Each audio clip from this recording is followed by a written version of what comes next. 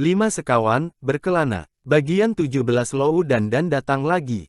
Malam itu anak-anak tidur nyenyak. Tak ada yang datang mengganggu. Nobby tidur di atas setumpuk selimut yang dihamparkan di lantai karavan anak laki-laki ditemani oleh Pongo. Simpanse itu rupanya senang sekali bisa menginap dalam karavan. Timmy agak cemburu, karena ada binatang lain menemani anak-anak. Karenanya ia tak mau mengacuhkan Pongo lagi. Keesokan harinya sehabis sarapan, anak-anak berunding untuk menentukan siapa yang akan pergi ke kota. Nobby dan Pongo lebih baik jangan ikut karena takkan boleh simpanse itu naik bis, kata Julian. Jadi mereka tinggal saja di sini. Sendiri, kata Nobby ketakutan, bagaimana jika Lou dan Paman dan tiba-tiba muncul? Aku pasti takut, biar ditemani Pongo. Yah, kalau begitu aku juga tinggal saja, kata Dick. Kita kan tidak perlu semua ikut membeli senter. Julian, jangan lupa mengeposkan surat untuk ayah dan ibu. Pasti tidak lupa, kata Julian, lebih baik kita berangkat sekarang juga. Ayo, kita pergi. Jaga baik-baik. Dick siapa tahu kedua laki-laki jahat itu datang kembali. George, Anne dan Julian pergi menurun bukit. Timmy lari paling depan. Pongo naik ke atap karavan memperhatikan mereka pergi. Nobby duduk bersama Dick di serambi, yang disinai matahari. Di sini enak, kata Nobby sambil menyandarkan kepala pada segumpal rumput. Jauh lebih enak daripada di bawah. Aku ingin tahu, bagaimana pikiran orang-orang di sana tentang aku dan Pongo. Tuan Giorgio, pemilik sirkus pasti marah-marah, karena Pongo tahu-tahu lenyap. Aku berari taruhan, pasti ia menyuruh orang-orang mencari kami. Dugaan Nobby ternyata tepat. 2 orang disuruh mencari mereka. Dan 2 orang itu Lou serta Tiger Dan. Mereka datang sambil menyelinap di antara semak belukar sambil celingukan kalau-kalau ada Timmy atau Pongo. Pongo sudah merasakan kedatangan mereka, lama sebelum keduanya nampak. Dengan segera simpanse itu memperingatkan Nobby. Muka anak itu menjadi pucat. Ia takut sekali terhadap kedua penjahat itu. Masuklah dalam salah satu karavan kami, kata Dick dengan suara pelan. Cepat masuk, biar aku yang menghadapi kedua laki-laki itu, jika betul mereka yang datang. Kalau perlu, Pongo akan menolongku. Nobby bergegas masuk ke dalam karavan yang berwarna hijau, lalu menutup pintu dari dalam. Dick tetap duduk di tempatnya. Pongo nongkrong di atas atap sambil memperhatikan. Tiba-tiba Lou dan Dan muncul dari balik belukar. Mereka melihat Dick, tapi Pongo tak nampak. Kedua laki-laki itu memandang berkeliling, mencari anak-anak yang lain. Mau apa kalian di sini? Tanya Dick menantang. Nobby dan Pongo, bentak Lou. Di mana mereka? Mereka akan tetap bersama kami di sini, kata Dick. Tidak bisa, kata Tiger Dan, aku yang berhak atas Nobby, karena aku pamannya. Paman aneh, kata Dick. Ngomong-ngomong, bagaimana keadaan anjing yang kalian racuni? Air muka Tiger Dan merah padam. Kelihatannya kepingin sekali melemparkan Dick ke kaki bukit seketika itu juga. Hati-hati kalau ngomong dengan aku, bentaknya. Nobby yang bersembunyi dalam karavan, gemetar ketika mendengar teriakan pamannya itu. Pongo diam saja, tapi mukanya berubah menjadi keras dan bengis. Yah, sekarang silakan pergi, kata Dick tenang. Sudah kukatakan untuk sementara Nobby dan Pongo akan tetap di sini. Mana Nobby? Tanya Tiger Dan dengan ketus. Kelihatannya seakan-akan kemarahannya sudah nyaris meledak. Tunggu saja, sampai dia ada di tanganku, tunggu saja. Dan melangkah ke arah karavan, tapi Pongo bertindak lebih dulu. Tak boleh dibiarkannya Nobby yang disayanginya itu terancam bahaya. Simpanse itu Mi-14 dan atap karavan, menerpa Dan yang kaget setengah mati. Orang itu dibantingnya ke tanah. Pongo menggeram-geram, sehingga Dan sangat ketakutan dibuatnya. Suruh dia pergi, jeritnya. Lou, tolong aku. Pongo takkan mau menurut jika ku perintah, kata Dick. Ia masih tetap duduk, seolah-olah tak ada apa-apa. Sebaiknya kalian pergi saja, sebelum habis dirobek-robek oleh Pongo. Dan terhuyung-huyung mendekati serambi. Dari air mukanya kelihatan bahwa ia kepingin sekali menempeleng Dick. Tapi anak itu masih juga belum bergerak dari tempatnya duduk. Dan nampaknya Tiger Dan juga tak berani menyentuhnya. Pongo melepaskannya. Tapi matanya masih tetap menatap Dan dengan marah, sementara lengannya yang panjang berbolu sudah siap beraksi apabila kedua laki-laki itu berani mendekat. Tiger Dan mengambil batu, secepat kilat Pongo menerpa lagi, sehingga Dan terguling-guling jatuh ke bawah bukit. Lou lari ketakutan. Pongo mengejar, kelihatannya senang sekali. Simpanse itu memungut batu dan melempari kedua orang yang lari itu. Bidikannya jitu sekali, karena Dick berulang kali mendengar jerit kesakitan.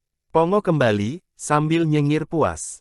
Ia langsung pergi ke karavan yang berwarna hijau. Dick berseru memanggil Nobi. Mereka sudah pergi lagi. Nobi, aku dan Pongo menang bertempur lawan mereka. Nobi muncul di ambang pintu karavan dengan segera Pongo datang memeluknya, sambil mengoceh ramai. Nobi kelihatan agak malu. Aku ini pengecut, ya, katanya, meninggalkanmu sendiri di sini. Ah, aku senang tadi, kata Dick tanpa bohong, dan aku yakin, Pongo juga senang. Kau tak tahu, Lou dan Tiger berbahaya sekali, kata Nobi. Sambil bicara anak itu memandang ke bawah untuk meyakinkan bahwa kedua laki-laki itu benar-benar sudah pergi. Percayalah, mereka nekat sekali.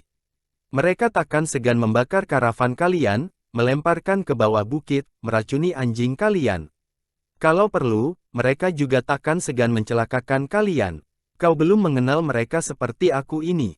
Terus terang saja, kami sudah beberapa kali mengalami petualangan seru menghadapi orang-orang sekasar dan Lou, kata Dick. Kami ini seakan-akan selalu terlibat dalam berbagai pengalaman menegangkan. Dalam liburan yang lalu kami pergi ke suatu tempat bernama Sarang Penyelundup. Wah, bukan main petualangan yang kami alami di sana. Kalau tidak mengalami sendiri, sukar rasanya bisa percaya. Ceritakan padaku, kata Nobi, lalu ia duduk di samping Dick. Kita banyak waktu, sebelum yang lain-lain kembali. Dick mulai menceritakan berbagai pengalamannya bersama saudara-saudaranya. Begitu asyik ceritanya itu sehingga melupakan waktu. Kedua anak itu terkejut ketika tiba-tiba mendengar gonggongan Timmy dan arah jalan yang mendaki. George datang bergegas-gegas, diikuti oleh Timmy. Kalian tidak apa-apa, ada kejadian di sini ketika kami pergi tadi. Tanyanya, kami tadi ketika turun dari bis melihat Lou dan Tiger dan mereka masuk, ketika kami turun. Keduanya membawa koper seakan-akan hendak bepergian, wajah Nobi berseri-seri mendengar berita itu. Betul, syukurlah. Tadi mereka naik kemari tapi diusir lagi oleh Pongo. Rupanya setelah itu mereka kembali ke perkemahan untuk mengambil koper, dan kemudian berangkat dengan bis. Hore, kami sudah membeli senter, kata Julian sambil menunjukkannya pada Dick. Cahayanya terang sekali. Ini satu untukmu, Dick, dan ini untukmu. Nobi, wah terima kasih, katanya, tapi kemudian air mukanya memerah. Uangku tak cukup untuk mengganti harga senter sebagus ini, katanya kikuk. Itu hadiah untukmu, kata Anne dengan segera, hadiah untuk sahabat kami, Nobi. Wah terima kasih banyak, kata Nobi terharu. Aku belum pernah menerima hadiah dari orang lain.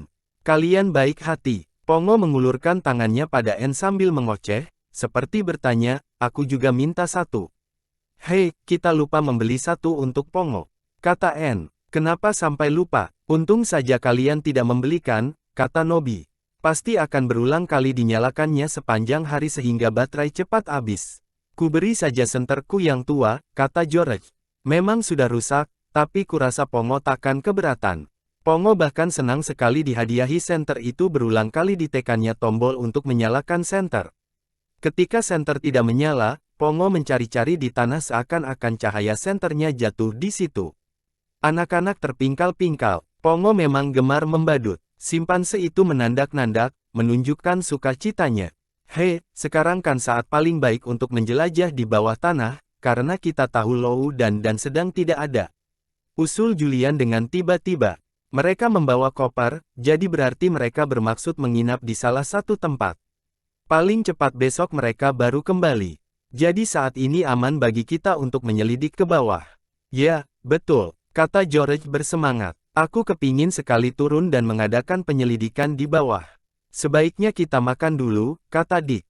Waktu makan siang sudah lama lewat. Sekarang sudah pukul 1:30 lewat. Kami akan menyiapkan makanan, kata Anne. Waktu naik tadi kami mampir di tempat pertanian dan membeli makanan banyak sekali. Yuk, George. George bangkit dengan segan-segan. Tak lama kemudian kedua anak perempuan itu sudah sibuk menyiapkan makanan. Mereka makan siang di serambi batu. Bu Maki memberikan lempeng coklat yang besar ini sebagai hadiah, kata Anne sambil memamerkan coklat itu pada Dick dan Nobi. Jangan, Pongo, coklat ini bukan untukmu. Makan saja dulu rotimu, dan jangan terlalu rakus. Bagaimana jika kita nanti membawa bekal makanan, kata Julian, kita mungkin akan lama berada di bawah tanah, dan belum kembali pada saat minum teh nanti. Ya, piknik dalam bukit. Seru Anne. Asyik. Akan segera kumasukkan makanan ke dalam ransel. Tak perlu kuiris roti terlebih dulu. Kita bawa saja roti sebongkah, lalu mentega, daging asap dan kue. Dibawa saja nanti kita potong-potong. Bagaimana dengan minuman? Kurasa kita tahan haus sampai kembali lagi ke atas, kata Julian. Cukup apabila membawa bekal makanan yang dirasakan perlu sampai kita selesai mengadakan pemeriksaan. Akhirnya mereka selesai melakukan persiapan. Timmy mengibas-ngibaskan ekor. Ia tahu, mereka akan pergi ke suatu tempat. Mereka bersama-sama mendorong karavan maju sedikit, sehingga kelihatan tempat yang ada lubangnya. Kemarin malam karavan itu dikembalikan ke tempatnya semula, untuk berjaga-jaga jangan sampai Lou dan bisa masuk ke dalam lubang itu. Tak ada yang bisa turun ke bawah selama di atasnya ada karavan. Papan-papan disusun asal jadi menutupi lubang. Anak-anak menyingkirkannya cepat-cepat. Pongo ketakutan ketika melihat lubang gelap menganga. Dia teringat, di bawah gelap gulita, kata George. Dia tak suka pada tempat gelap. Yuk, Pongo, sekali ini kami membawa senter. Tapi, Pongo tak bisa dibujuk untuk ikut turun ke dalam lubang. Ia menangis seperti anak kecil, ketika Nobby hendak memaksanya. Percuma, kata Julian. Kau terpaksa tinggal di atas untuk menemaninya, Nobby. Apa, tinggal di sini? Seru Nobby tersinggung. Tidak. Aku juga kepingin ikut menyelidik. Pongo bisa saja kita ikatkan ke roda karavan, supaya tidak minggat Lou dan saat itu sedang pergi, dan orang lain rasanya takkan berani mengganggu simpanse sebesar Pongo. Kita ikat saja dia. Pongo diikatkan kuat-kuat pada salah satu roda karavan. Kau harus di sini terus sampai kami kembali, kata Nobby. Diletakkannya sebuah ember berisi air, untuk minuman simpanse itu kalau merasa haus. Kami pergi tidak lama. Pongo sedih melihat anak-anak pergi, tapi biar bagaimana juga, ia tak mau lagi masuk ke dalam lubang yang gelap itu. Diperhatikannya anak-anak menghilang satu persatu. Timmy ikut meloncat ke dalam lubang. Anak-anak sudah berangkat, memasuki petualangan baru. Apakah yang akan terjadi sekarang?